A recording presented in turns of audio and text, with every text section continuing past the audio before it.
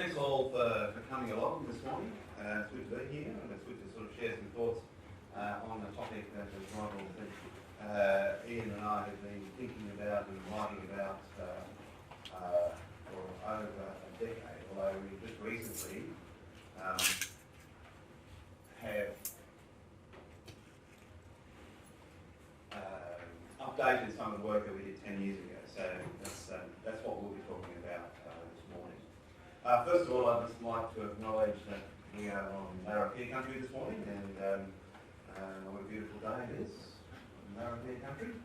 And acknowledge the elders past and present and emerging for their contribution to this country and to the privilege of being able to be here on their country.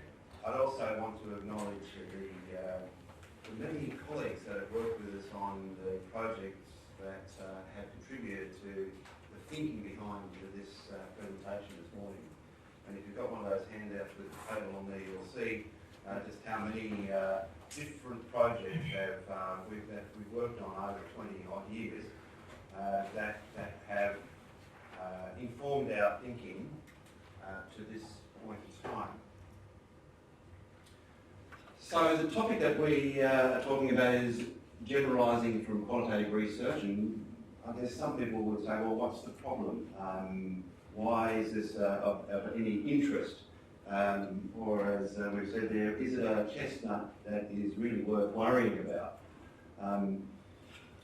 I guess the reason that we began to think about this arose after 10 years of work, and we were doing lots of qualitative research projects that had, I think, great significance not only from an academic perspective, but from a policy perspective and perhaps from a practice perspective. And people would often say to us, yeah, well, that's great, but it's just qualitative research. You can't really apply the findings to other contexts or broaden out the contexts to take the findings and apply them elsewhere. So at that time, 10 years ago, we wrote a paper for a lecture conference back in the day when they were peer reviewed, and that paper still remains one of the most read papers that I've got, which made me, I think, wonder whether or not there was something more to be said about this particular topic. And it prompted us to sort of do some looking into the literature to see, well, what have other people been talking about over the recent period in relation to generalising qualitative research. And it prompted a couple of other publications that you can see there. One that's out now in the Handbook of Vocational Education and Training, and one that's about to be published in the Qualitative Report next month. So you'll see that sort of in Google Scholar soon, no doubt. Morning all, and I echo John's acknowledgement to the Larrakia people. It's great to be back at CDU after about a 10-year absence or so. But it just feels like home, so there you go.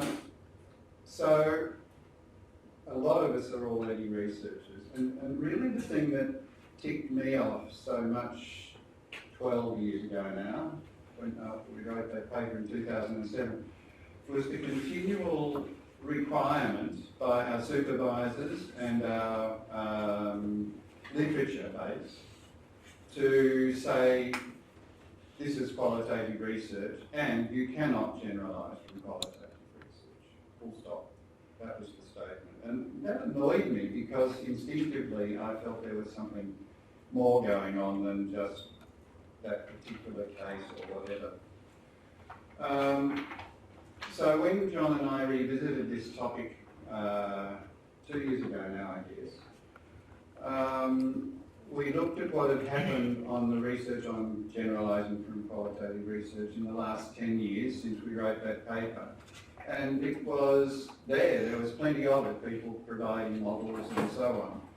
But basically, they were still coming from that kind of the self-justification attitude.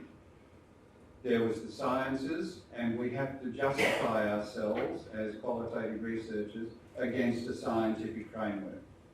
So in Lincoln and Gruber, who, you know, that's almost everyone used to quote that in their qualitative research. The only generalisation is there is no generalisation.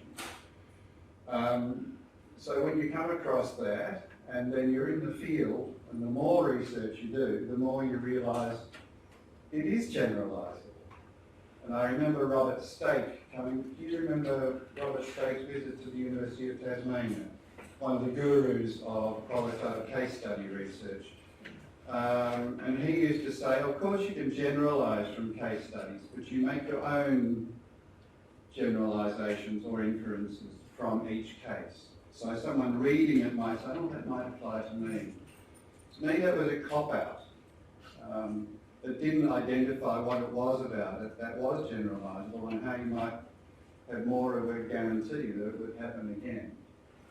So all the research we saw was based on this self-justification mode. Words like validation, reliability, and so on were all taken from the sciences and all used in that mode. That's a kind of a simple definition of generalisability, the extent to which you can come to conclusions about one thing based on information about another. Pretty simple way of looking at it. So when John and I were saying, well, everyone's said everything, there's nothing more to be said, we thought, well, what happens if we took that 1960s, 70s period where the self-justification mode came up in qualitative research methodology?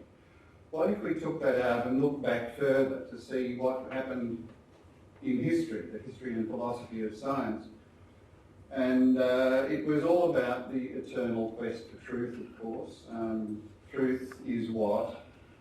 And Aristotle kind of had he said, well, truth's about the observable in combination with a priori knowledge, or what you know already in whatever form. And then down to Newton, he said, no, not really. You really have to be either observable or incremental growth of truth and knowledge through experimentation and so on. Linnaeus did some very interesting stuff. Then, of course, there was Charles Darwin, who university is named after, who is the epitome of a qualitative researcher, who is using inference as well as deduction. And Einstein's lifespan encapsulated Kurt Lewin. And Einstein was all about theory. And as soon as you look at Einstein's theory of general relativity or whatever, it's the theory upon which knowledge has been based ever since. But it's only a theory.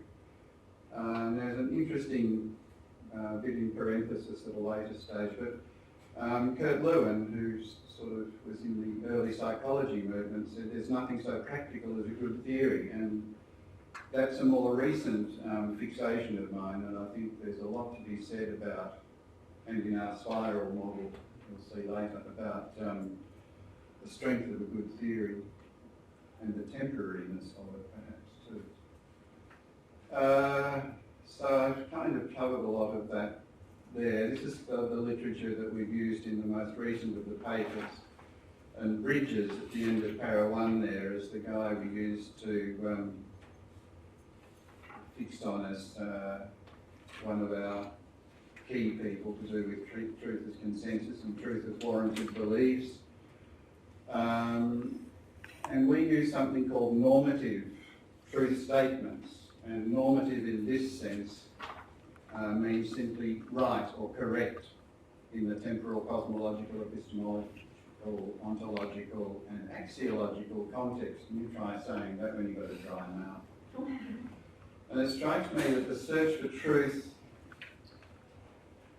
is very relevant for each of us as we come into the next election and we're groping to find who's telling the truth and what kind of knowledge and beliefs each of us bring to bear on a judgment such as, my goodness, ScoMo said that this morning. Is that really true?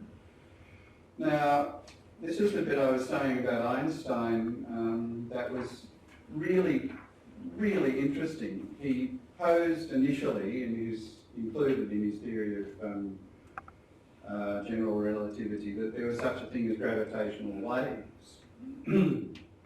And he set about to prove that. And he couldn't. The mathematics that he used proved that they didn't exist, or that they couldn't be proven to exist. And then this guy called Dan Falk, as I say, no relation to me, that as far as I know, he actually concluded that Einstein hadn't disproved that the waves couldn't exist, only that they couldn't exist in the mathematical system that he used. Later on, of course, they proved to be true, and the language of mathematics came up to match the theory that he was trying to prove. So I find that terribly interesting because it shows that our understandings of what true is at one moment are bound by the linguistic or the language of mathematics framework that we're engulfed in at that time. I just want to come back to that last slide of the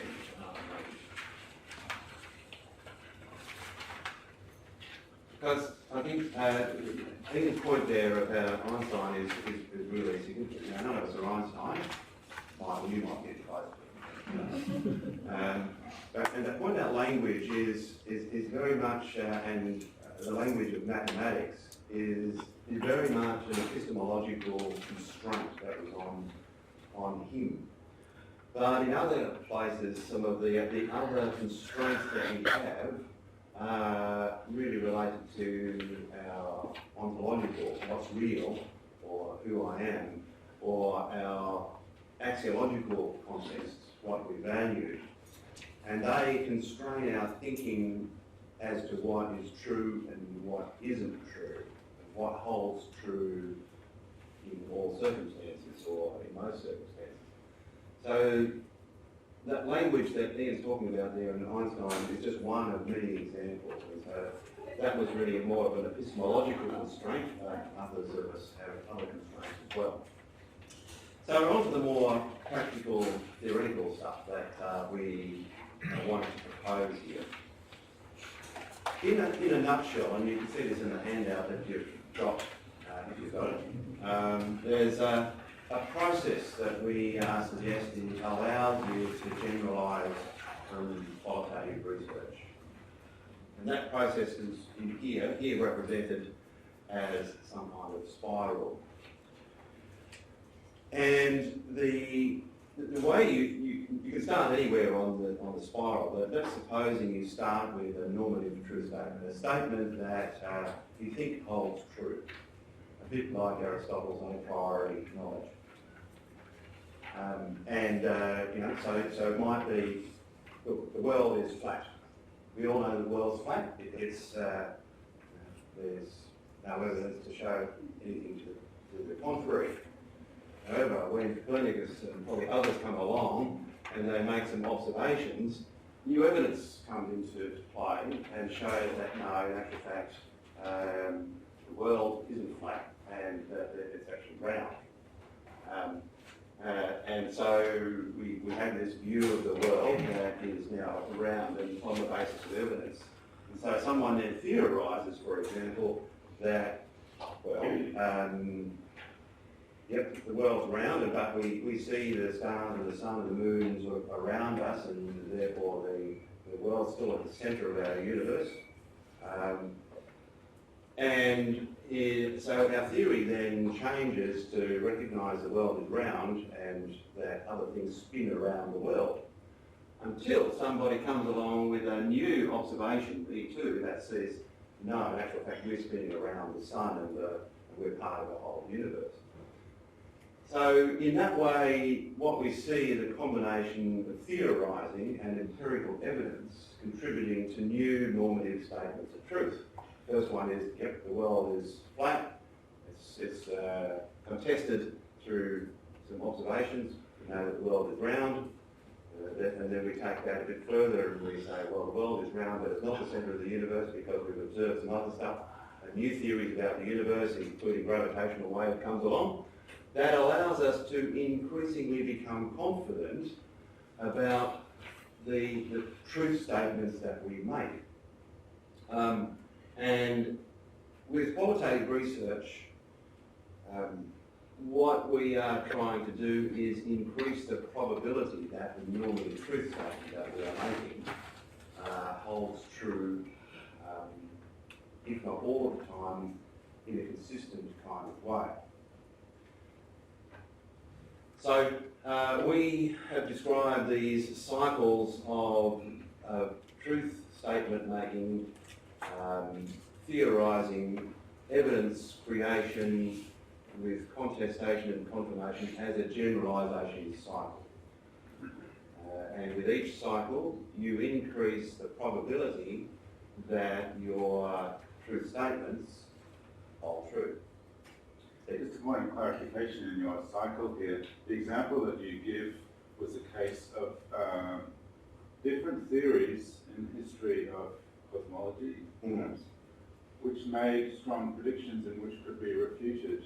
And so Einstein and others were concerned with falsifiability. So it wasn't as if they're kind of building higher truths on top of something, they were rejecting something and replacing it with something new. So I just wonder how the idea of not so much generalising, but maybe limiting, learning the limits of something is also a contribution. Yep. And as you'll see, falsification is one way that you can generalise. That might sound a little bit strange, but if you can demonstrate that something is not true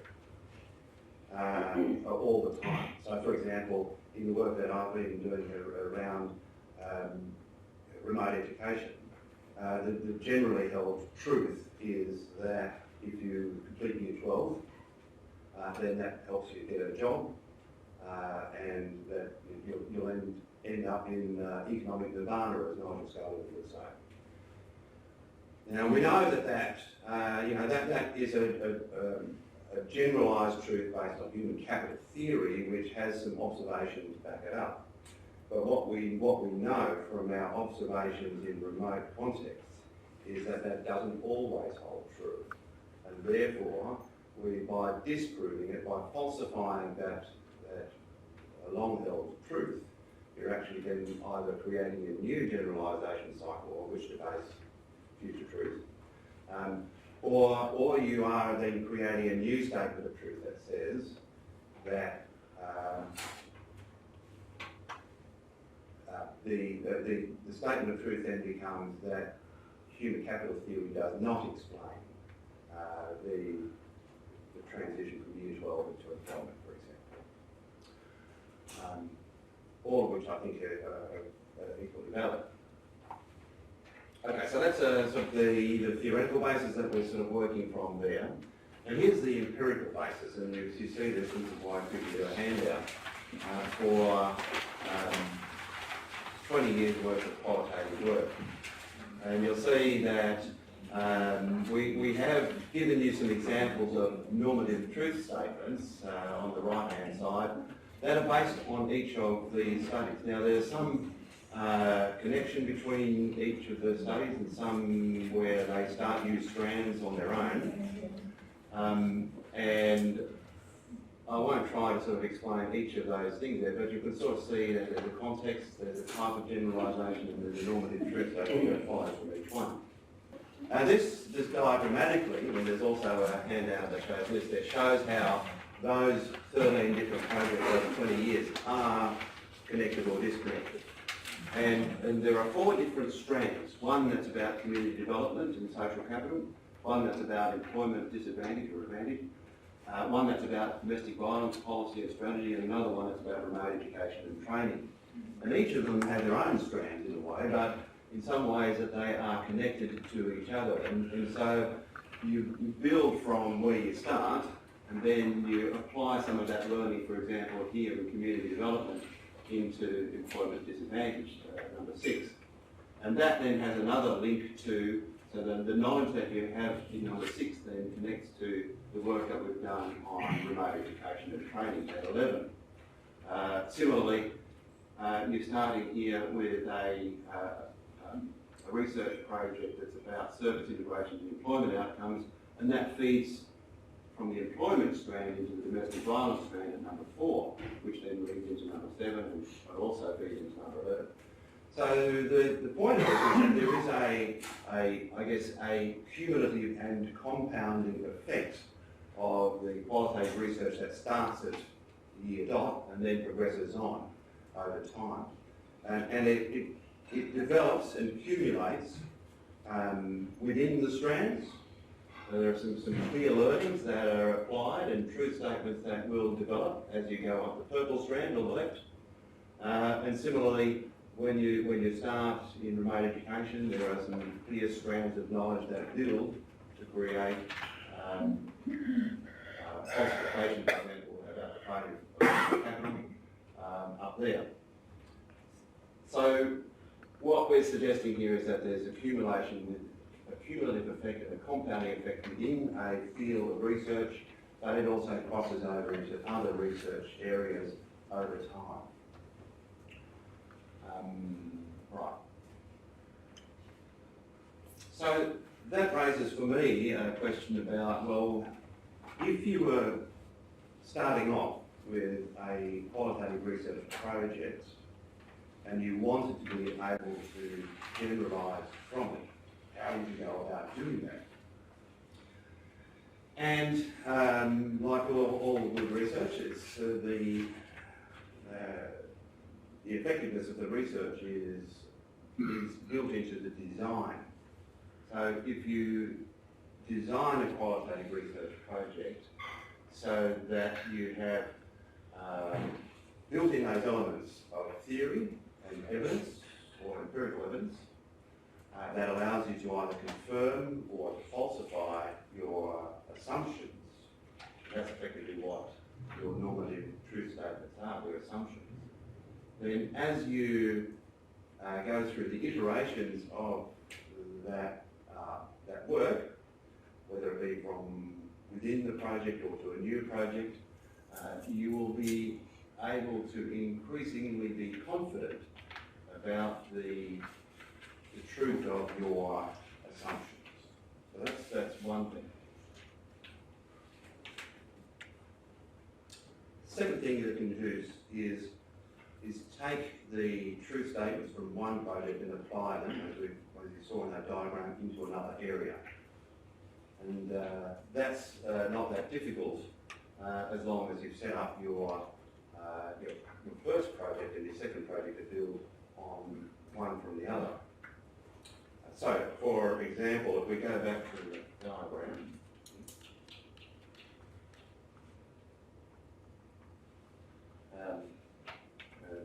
Ian, you might be able to talk about the first project that you looked at in 1997 or 1998 around social capital.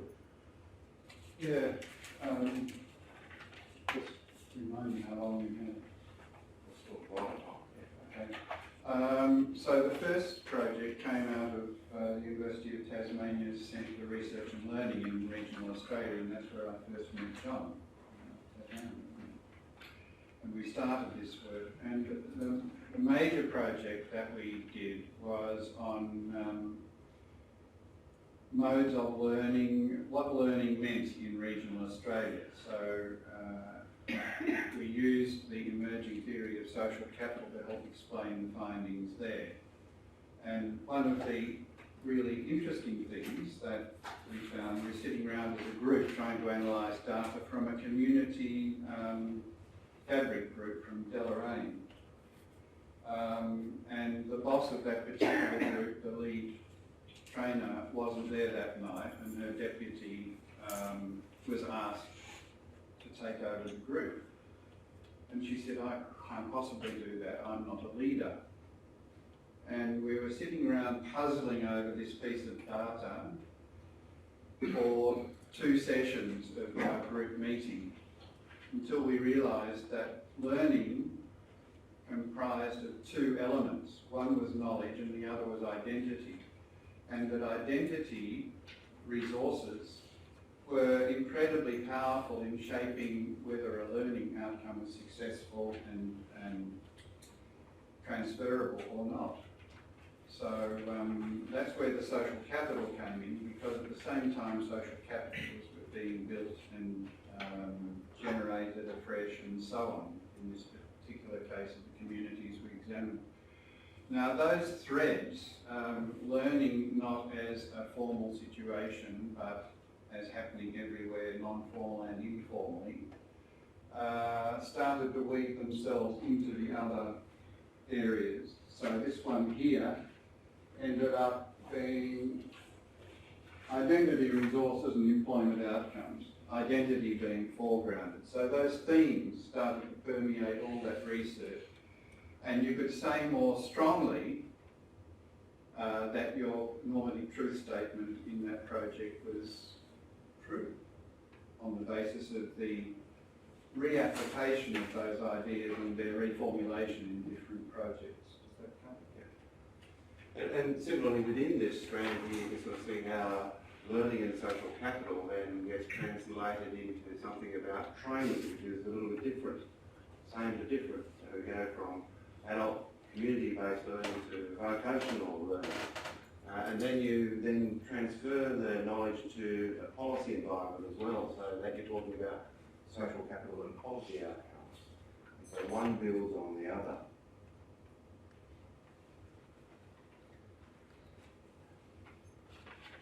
So one of the things that you can do is to build a new old generalisation cycle to generalisation cycle to answer previously unanswered questions. So you, in your first project, so there you described there basically generating around adult and community learning, we didn't necessarily ask the question about vocational training, but that was then applied to another project further on. But we certainly took the knowledge that we gained around identity resources and normative networks and applied them to a new particular context and asked a new question. So the other thing that you can do is test for truth. So normative truth statements can be justified through consensus, correspondence, warrantability or coherence, depending on the nature of the evidence, the analytic process and the epistemological, ontological and cosmological decision statement. So that testing of a truth statement is always something that you can build into the research design of a project.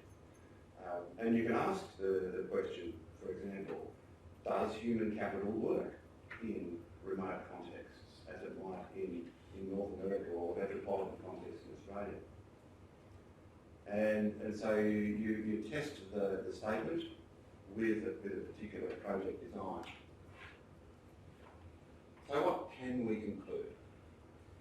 Firstly, that based on the historical examples that we've drawn on, that there is no reason why you can't generalise from qualitative research. And you don't need to also fall into the trap of trying to compare qualitative with quantitative research and trying to justify on the basis of some kind of similarity with quantitative research. And nor do we have to fall into the trap of saying, well, we can because we do. What we've tried to do, I think, is say that there is a rational justification, a reasonable justification for being able to generalise from qualitative research. I think one of the things is that we can shift the definition from generalisation being a product to a process. And this is an important way, I guess, of differentiating the kind of understanding of generalisation as something that comes out of quantitative research instead turning it into something that is a process that belongs to all research, regardless of whether it's qualitative or quantitative. So this idea of a generalisation cycle sees that process being enacted. And this idea of a normative truth statement that may not hold true indefinitely, but for now is true because we have no evidence to disprove it, and we have plenty of evidence to support it, I think is another really important part of the thinking behind this notion of generalisation cycles and being able to generalise from the work that we do qualitatively. And as with all research, the net result should be to increase the confidence that research end users have in justifying applications based on qualitative research. Now, if we're thinking about this in terms of policy, for example, we would want policy advisors and politicians, hopefully too, to be able to be confident about the work that we've done and take it and say, well, okay, there is a body of evidence that consistently supports a view that in remote communities, the long-held assumptions that we thought would work don't necessarily work, or vice versa. And often that's based purely on qualitative research. And I think that's about it for now.